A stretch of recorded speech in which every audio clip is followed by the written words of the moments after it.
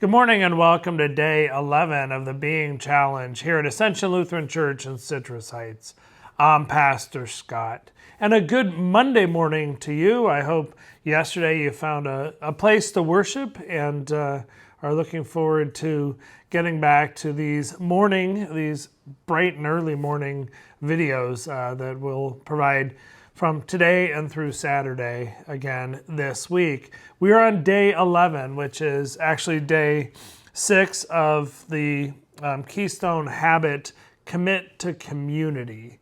And today, Pastor Zach's reflection talks about the sneaky enemy of individualism.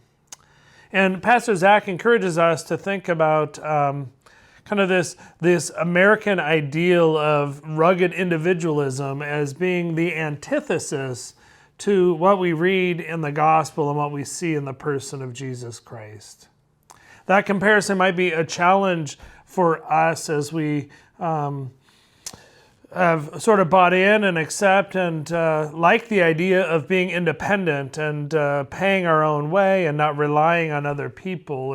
It's part of the message that gets reinforced in our culture is that you need to be self-reliant and pick yourself up by your bootstraps and work harder and make money. And Pastor Zach quotes some other authors who say really that is anathema. That's the opposite of what Jesus is suggesting in the Gospels.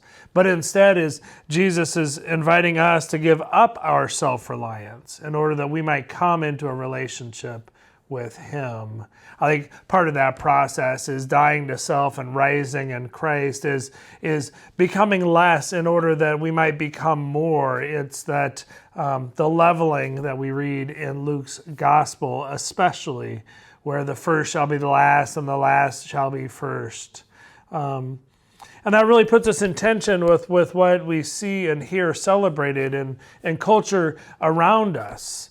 Which is that we should not need to rely upon anybody else and not really strive not to have others rely upon us. I wonder how we know when we have enough. It seems like we define success, having enough wealth, enough power, having achieved a high enough level in our careers. Oftentimes, I think we define that or assess that by comparing ourselves to others. I wonder how different it would be if we weren't comparing ourselves, but we're just sitting with what we have and trying to assess, is it truly enough? I've challenged people before in small groups to imagine. We imagine and we know that Jesus with the disciples, they shared all that they had. They had a common purse. And I invite people to imagine what would it be like if I didn't have to worry about myself because I trusted and could count on my neighbors, my sisters and brothers in Christ to care for me. If I didn't have to worry about myself so that I was freed up to worry about and care for others, knowing that somebody else was worried about caring for me, it would put me in a sort of a different posture, not really worried about hoarding and keeping and acquiring for myself, but wondering how I could be of service and love and support to other people. I wonder if that maybe is what Pastor Zach is encouraging us to think about today. It's a challenging thought, no doubt. But what if we were actually called to live selflessly and give what we have, trusting that others would be doing the same, and as we shared one with another, each would have as we had need. Today's challenge is to gather with others, to not be an individual, but to spend time in community. That could be in your small group, that could be in your family, that could be with your neighbors or friends. Hopefully it's one of the easier challenges that for you that we have during these 40 days. I hope you enjoy spending time with others, and certainly all of us, even Jesus, needed some time alone to refuel.